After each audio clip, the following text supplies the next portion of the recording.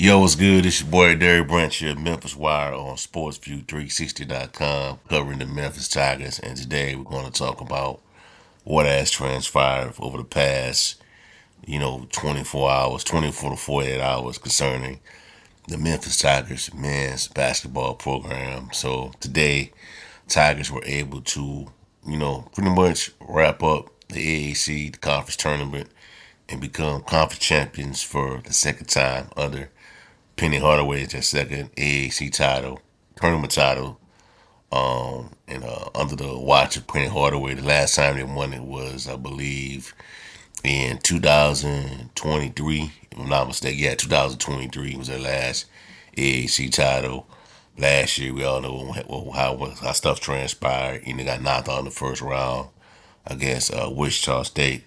This year, they pretty much revenge all those losses, all those setbacks from last year. Beat Wichita State, in that opening matchup. Then go on and beat Tulane. It was a close game. Both games were close, but today they just came in, locked in, and just beat UAB again, who was everybody's preseason favorite to win the conference. They took them down. So that makes it three straight times they swept the Blazers 3-0 this year and to win the AAC title, conference tournament title. So you won the AAC title and you won the AAC regular season title. So you conference champions. The conference belonged to you. You know what I mean? And good game today though by the Tigers. And a lot of people, including myself, was starting to lean toward UAB winning this game because the news that we got yesterday about point guard Tyrese Hunter injury, that foot injury he suffered. I don't know the long term prognosis of it, but he didn't play today. He didn't play today. He was in a boot, a walking boot at the game, and they put in Baraka Koji. And the Tigers looked like the Tigers didn't miss a beat without Tyrese Hunter. There was some sloppiness early on in the first half, but once it got into that second half, it was just Memphis just pulled away. Just pulled away. Dane Danger just had himself a day today. Had himself a day today against that UAB team. Dane Danger had 22 points, 12 boards, bro. 12 boards, 5 block shots. PJ Haggerty, 23 points, 2 steals, 2 assists, 7 rebounds. Kobe Rogers, 15, 2 steals, 1 assist, 3 rebounds. Moises Sisse, eight rebounds, 14 boards, bro. 14 boards off the bench, bro. 8 points, 2 blocks, three steals, 14 boards, man. Tigers just outmuscled them today on the boards. They had 44 rebounds. It was at 45. But if you look at the game, it was just like Memphis they just couldn't really do nothing. Yaxel Lindbergh, he got his 19 points and all, 17 boards, but the rest is surrounding cast. It just didn't do enough to beat Memphis.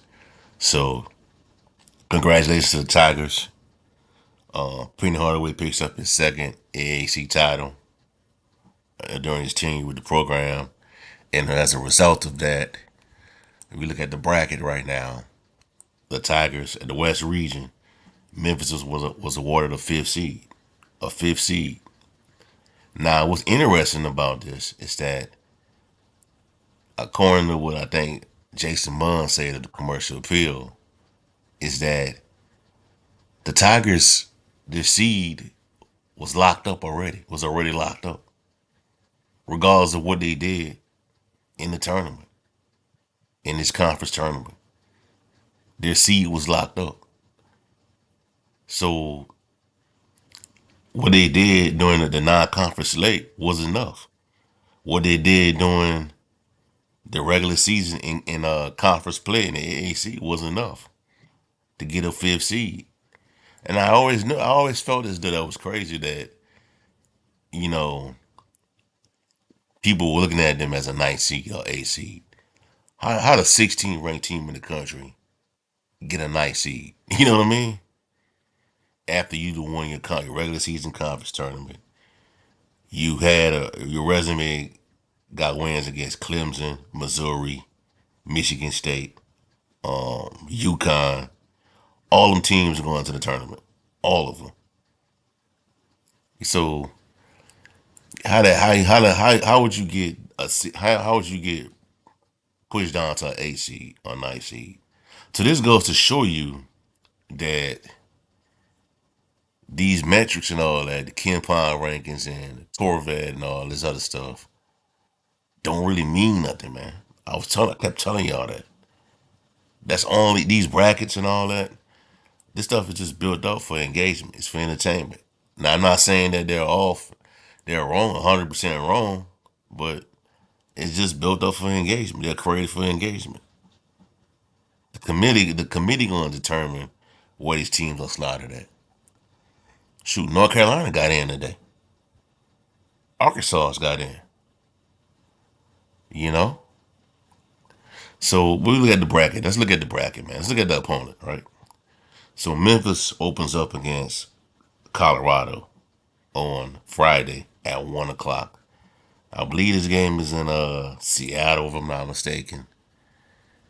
It's on the West Coast, from what I heard. It's on the West Coast. And going on two game we played on TBS. And I'm gonna talk more about this game down the road, but down the in the future.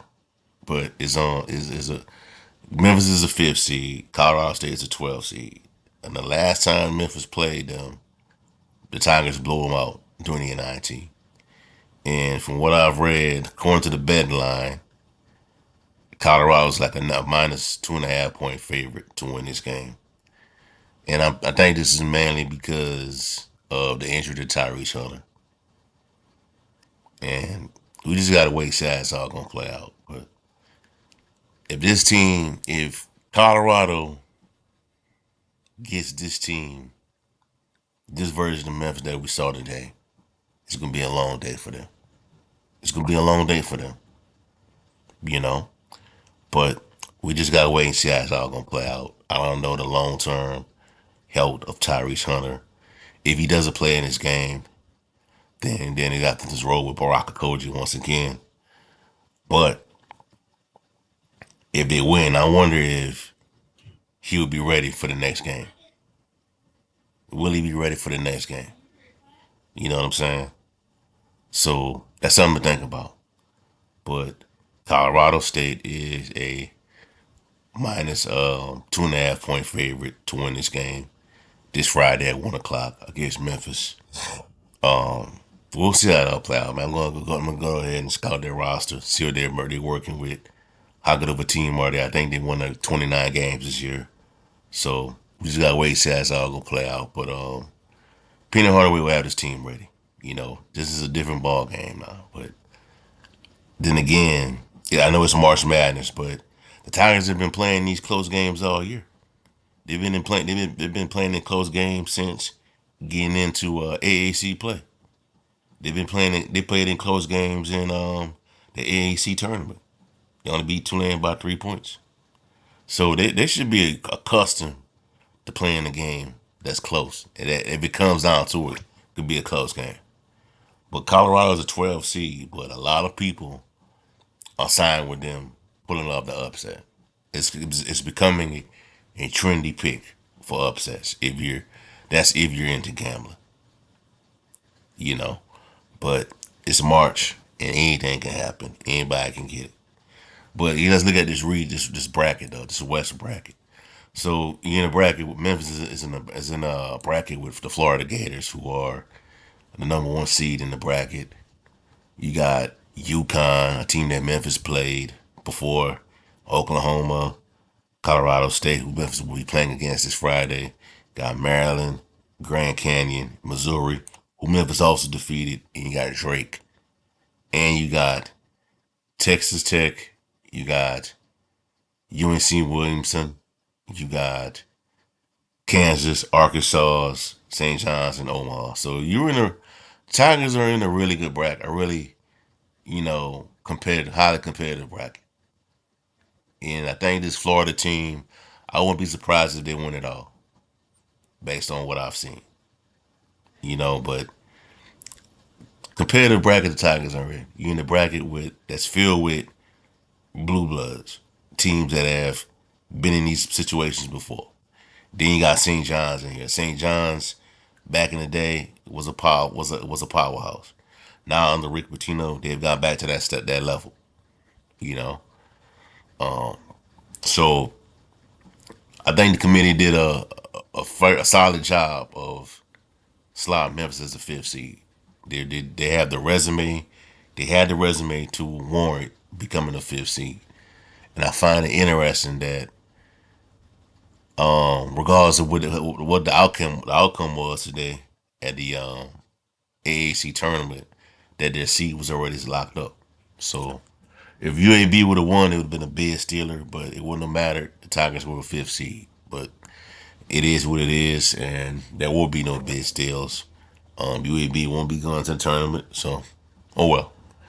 But that's all I have for y'all for right now, man. Give me a like, comment, subscribe to the channel. Let me know how y'all feel. What are your takeaways from the AAC tournament? What are your expectations for March Madness? How far do you think the Tigers can go?